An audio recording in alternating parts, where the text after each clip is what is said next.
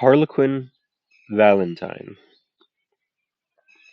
It is February the 14th, at that hour of the morning when all the children have been taken to school and all the husbands have driven themselves to work or have been dropped steam breathing and great coated at the rail station at the edge of the town for the great commute, when I pin my heart to Missy's front door. The heart is a deep, dark red that is almost brown, the color of liver.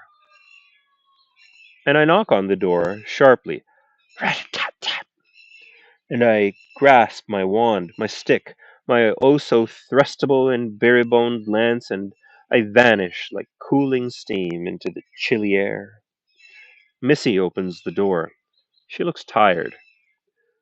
My Columbine, I breathe, but she hears not a word. She turns her head, so she takes in the view from one side of the street to the other, but nothing moves. A truck rumbles in the distance. She walks back into the kitchen, and I dance, silent as a breeze, as a mouse, as a dream, into the kitchen beside her. Missy takes a plastic sandwich bag from a paper box in the kitchen drawer and a bottle of cleaning spray from under the sink. She puffs off two sections of paper towel from the roll on the kitchen counter. Then she walks back to the front door. She pulls the pin from the painted wood. It was my hat pin, which I had stumbled across. Where? I turned the matter over in my head. In Gascony, perhaps, or Twickenham, or Prague? The face on the end of the hat pin is that of pale Piero.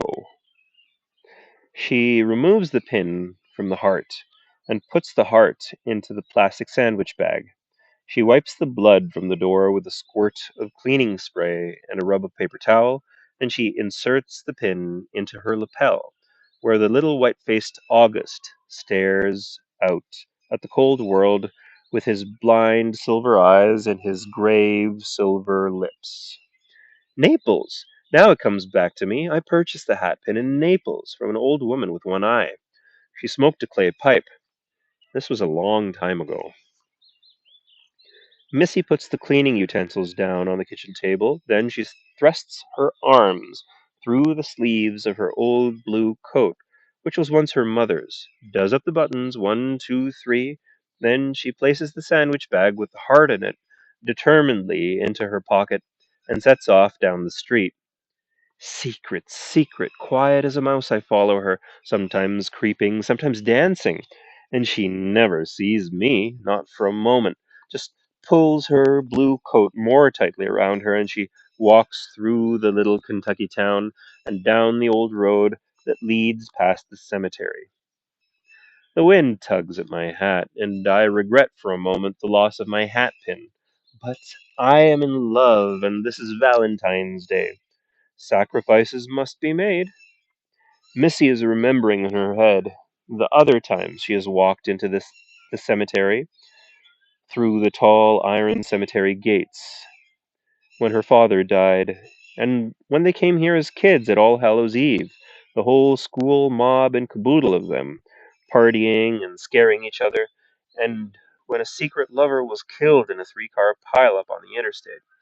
And she waited until the end of the funeral, until the day was all over and done with, and she came in the evening, just before sunset, and laid a white lily on the fresh grave. Oh, Missy, shall I sing the body and the blood of you, the lips and the eyes? 1,000 hearts I would give you as your Valentine. Proudly I wave my staff in the air and dance, singing silently of the gloriousness of me as we skip together down Cemetery Road. A low gray building, and Missy pushes open the door. She says, "Hi, and how's it going?"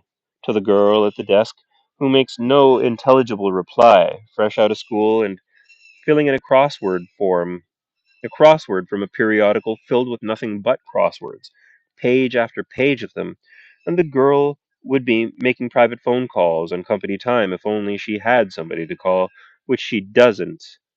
And I see, plain as elephants, she never will. Her face is a mass of blotchy acne pustules and acne scars, and she thinks it matters and talks to nobody. I see her life spread out before me. She will die unmarried and unmolested of breast cancer in 15 years' time, and will be planted under a stone with her name on it in the meadow by Cemetery Road, and the first hands to have touched her breasts will have been those of the pathologist as he cuts out the cauliflower like stinking growth and mutters, Jesus, look at the size of this thing. Why didn't she tell anyone? Which rather misses the point. Gently I kiss her on her spotty cheek and whisper to her that she is beautiful. Then I tap her once, twice, thrice on the head with my staff and wrap her with a ribbon. She stirs and smiles. Perhaps tonight she will get drunk and dance and offer up her virginity upon Hymen's altar. Meet a young man who cares more for her breasts than for her face, and will one day, stroking those breasts and sucking and rubbing them, say, Honey, you seen anybody about that lump? And by then her spots will be long gone, rubbed and kissed and prodigied into oblivion. But now I have mislaid Missy, and I run and caper down a dun carpeted corridor until I see that blue coat pushing into a room at the end of the hallway, and I follow her into an unheated room tiled in bathroom green. The stench is unbelievable, heavy and rancid and wretched on the air. The fat man in the stained lab coat wears disposable rubber gloves and has a thick layer of mentholatum on his upper lip and about his nostrils. A dead man is on the table in front of him. The man is a thin old black man with calloused fingertips. He has a thin mustache. The fat man has not noticed Missy yet. He has made an incision, and now he peels back the skin with a wet sucking sound. And how dark the brown it is on the outside, and how pink, pretty the pink is on the inside. Classical music plays from a portable radio very loudly. Missy turns the radio off, then she says, Hello, Vernon. The fat man says, Hello, Missy. You come for your old job back? This is the doctor, I decide, for he is too big, too round, too magnificently well fed to be Pierrot, too unself conscious to be Pantaloon. His face creases with delight to see Missy, and she smiles to see him, and I am jealous. I feel a stab of pain shoot through my heart, currently in a plastic sandwich bag in Missy's coat pocket, sharper than I felt when I stabbed it with my hat pin and stuck it to her door. And speaking of my heart, she has pulled it from her pocket and is waving it at the pathologist Vernon. Do you know what this is? She says. Heart, he says. Kidneys don't have the ventricles, and brains are bigger and squishier. Where'd you get it? I was hoping you could tell me, she says. Doesn't it come from here? Is this your idea of a Valentine's card, Vernon? A human heart stuck to my front door? He shakes his head. Don't come from here, he says. You want I should call the police? She shakes her head. With my luck, she says, they'll decide I'm a serial killer and send me to the chair. The doctor opens the sandwich bag and prods at the heart with stubby fingers and latex gloves. Adult, in pretty good shape. Took care of his heart, he said. Cut out by an expert.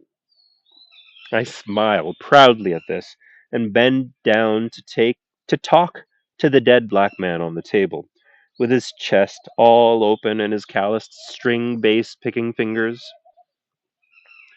Go away, Harlequin, he mutters quietly, not to offend Missy and his doctor. Don't you go causing trouble here. Hush yourself. I will cause trouble wherever I wish, I tell him. It is my function. But for a moment I feel a void about me. I am wistful, almost Perio-ish, which is a poor thing for a harlequin to be. Oh, Missy, I saw you yesterday in the street and followed you into Al's Super Value Foods and More. elation and joy running within me. In you, I recognized someone who could transport me, take me from myself. In you, I recognized my Valentine, my Columbine. I did not sleep last night, and instead I turned the town topsy and turvy, befuddling the unfuddled.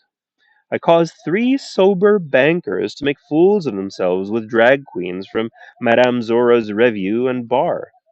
I slid into the bedrooms of the sleeping, unseen and unimagined, slipping the evidence of mysterious and exotic trysts into pockets and under pillows and into crevices, able only to imagine the fun that would ignite the following day, as soiled, split crotch fantasy panties would be found poorly hidden under sofa cushions and in the inner pockets of respectable suits. But my heart was not in it, and the only face I could see was Missy's. Oh, Harlequin in love is a sorry creature. I wonder what she will do with my gift. Some girls spurn my heart, others touch it, kiss it, caress it, punish it with all manner of endearments before they return it to my keeping. Some never even see it. Missy takes the heart back, puts it in the sandwich bag again, pushes the snap shut top of it closed. Shall I incinerate it? She asks. Might as well. You know where the incinerator is, says the doctor, returning to the dead musician on the table. And I meant what I said about your old job. I need a good lab assistant. I imagine my heart trickling up to the sky as ashes and smoke covering the world. I do not know what I think of this, but her jaw set, she shakes her head and she bids goodbye to Vernon, the pathologist. She has thrust my heart into her pocket, and she is walking out of the building and up Cemetery Road and back into town. I caper ahead of her. Interaction would be a fine thing, I decide, and fitting word to deed.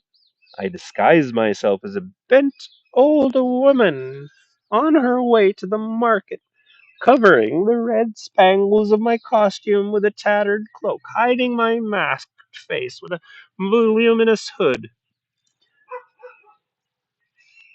And at the top of Cemetery Road, I step out and block her way. Marvelous, marvelous me! And I say to her in the voice of the oldest of women, spare a copper for a bent old woman, dearie, and I'll tell you the future will make your eyes spin with joy. And Missy stops. She opens her purse and takes out a dollar bill. Here, says Missy, and I have it in my head to tell her all about the mysterious man she will meet, all dressed in red and yellow with his domino mask, who will thrill her and love her and never, never leave her. For it is not a good thing to tell your Columbine the entire truth. But instead, I find myself saying in a cracked old voice, have you ever heard of Harlequin? Missy looks thoughtful. Then she nods. Yes, she says, character in the Commedia dell'arte, costume covered in little diamond shapes, wore a mask. I think he was a clown of some sort, wasn't he? I shake my head beneath my hood. No clown, I tell her.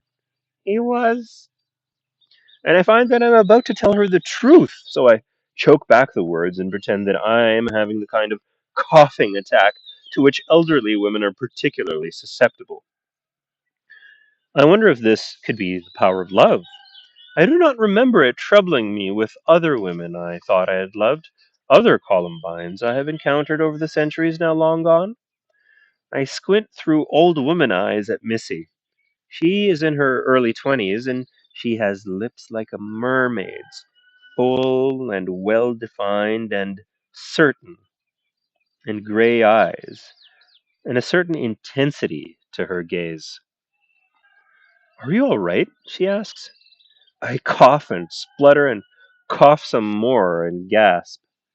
Fine, my dearie duck. I'm just fine, thank you kindly. So, she said, I thought you were going to tell me my fortune. Harlequin has given you his heart, I hear myself saying. you must discover its beat yourself. She stares at me, puzzled. I cannot change or vanish while her eyes are upon me, and I feel frozen, angry at my trickster tongue for betraying me. Look, I tell her, a rabbit! And she turns, following my pointing finger. As she takes her eyes off me, I disappear, like a rabbit down a hole. And when she looks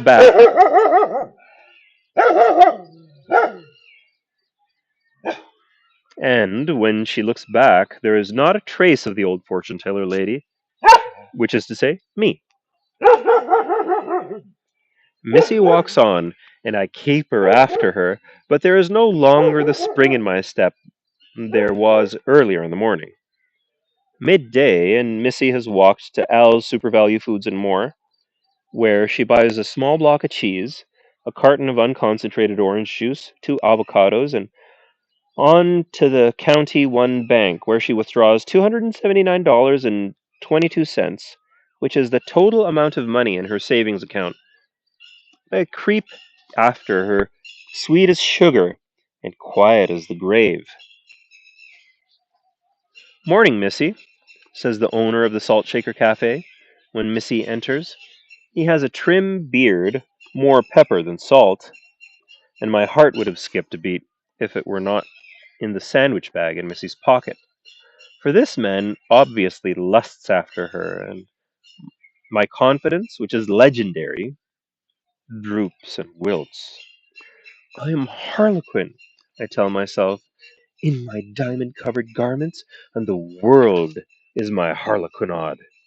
I am Harlequin, who rose from the dead to play his pranks upon the living. I am Harlequin in my mask with my wand. I whistle to myself, and my confidence rises, hard and full once more. Hey, Harv, says Macy, give me a plate of hash browns and a bottle of ketchup. That all? He asks. Yes, she says, that'll be perfect. And a glass of water. I tell myself that the man Harv is Pantaloon, the foolish merchant that I must bamboozle, baffle, confusticate, and confuse. Perhaps there is a string of sausages in the kitchen. I resolve to bring delightful disarray to the world and to bed luscious Missy before midnight, my Valentine's present to myself. I imagine myself kissing her lips. There is a handful of other diners. I amuse myself by swapping their plates while they are not looking, but I have difficulty finding the fun in it. The waitress is thin, and her hair hangs in sad ringlets about her face. She ignores Missy, whom she obviously considers entirely Harv's preserve. Missy sits at the table and pulls the sandwich bag from her pocket. She places it on the table in front of her. Harv the Pantaloon struts over to Missy's table, gives her a glass of water, a plate of hash brown potatoes, and a bottle of Heinz 57 varieties tomato ketchup, and a steak knife, she tells him. I trip him up on the way back to the kitchen. He curses, and I feel better, more like the former me, and I goose the waitress as she passes the table of an old man who's reading USA Today while toying with his salad. She gives the old man a filthy look. I chuckle, and then I find I'm feeling most peculiar. I sit down upon the floor. Suddenly,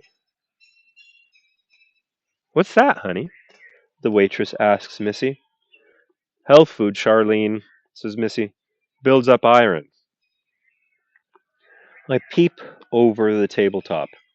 She is cutting up small slices of liver colored meat on her plate, liberally doused in tomato sauce, and piling her fork high with hash browns.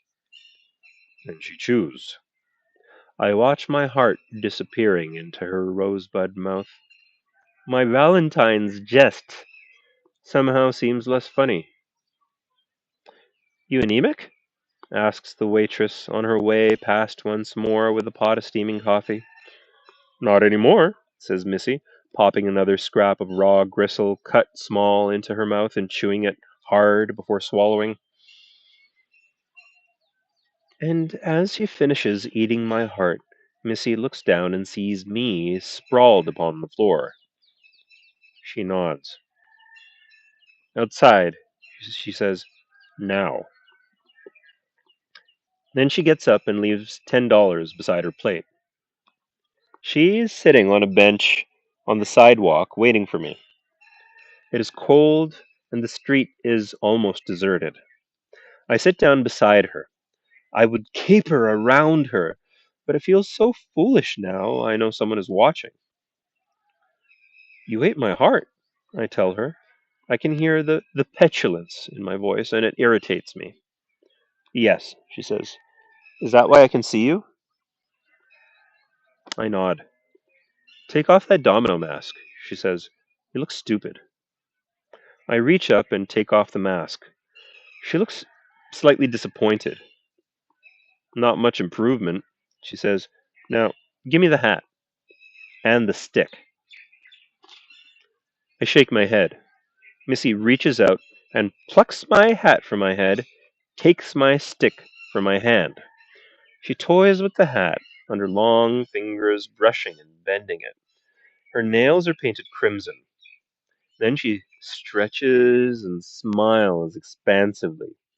The poetry has gone from my soul, and the cold February wind makes me shiver. It's cold, I tell her. No, she says. It's perfect, magnificent, marvelous, and magical. It's Valentine's Day, isn't it? Who could be cold upon Valentine's Day? What a fine and fabulous time of the year! I look down. The diamonds are fading from my suit, which is turning ghost white, Piero white. What do I do now? I ask her. I don't know, says Missy. Fade away, perhaps, or find another role. A lovelorn swain, perchance, mooning and pining under the pale moon. All you need is a columbine. You, I tell her. You are my columbine. Not anymore, she tells me. That's the joy of a harlequinade, after all, isn't it? We change our costumes. We change our roles. She flashes me such a smile now. Then she puts my hat, my own hat, my harlequin hat, up onto her head. She chucks me under the chin. And you? I ask. She tosses the wand into the air. It tumbles and twists in a high arc, red and yellow ribbons twisting and swirling about it, and then it lands neatly, almost silently, back into her hand. She pushes the tip down to the sidewalk, pushes herself up from the bench in one smooth movement. I have things to do, she tells me, tickets to take, people to dream. Her blue coat that was once her mother's is no longer blue, but is canary yellow, covered with red diamonds. Then she leans over and kisses me, full and hard, upon the lips. Somewhere, a car backfired. I turned, startled, and when I looked back, I was alone on the street. I sat there for several moments, on my own. Charlene opened the door to the Salt Shaker Cafe. Hey, Pete, have you finished out there? Finished? Yeah, come on. Harv says your ciggy break is over, and you'll freeze. Back into the kitchen. I stared at her. She tossed her pretty ringlets and, momentarily, smiled at me. I got to my feet, adjusted my white clothes, the uniform of the kitchen help, and followed her inside. It's Valentine's Day, I thought. Tell her how you feel. Tell her what you think. But I said nothing. I dared not. I simply followed her inside. a creature of mute longing. Back in the kitchen, a pile of plates was waiting for me. I began to scrape the leftovers into the pig bin. There was a scrap of dark meat on one of the plates beside some half finished ketchup covered hash browns. It looked almost raw, but I dipped it into the congealing ketchup, and when Harv's back was turned, I picked it off the plate and chewed it. It tasted metallic and gristly, but I swallowed it anyhow, and could not have told you why. A blob of red ketchup dripped from the plate onto the sleeve of my white uniform, forming one perfect diamond. "Hey, Charlene," I called across the kitchen. "Happy Valentine's Day." And then I started to whistle.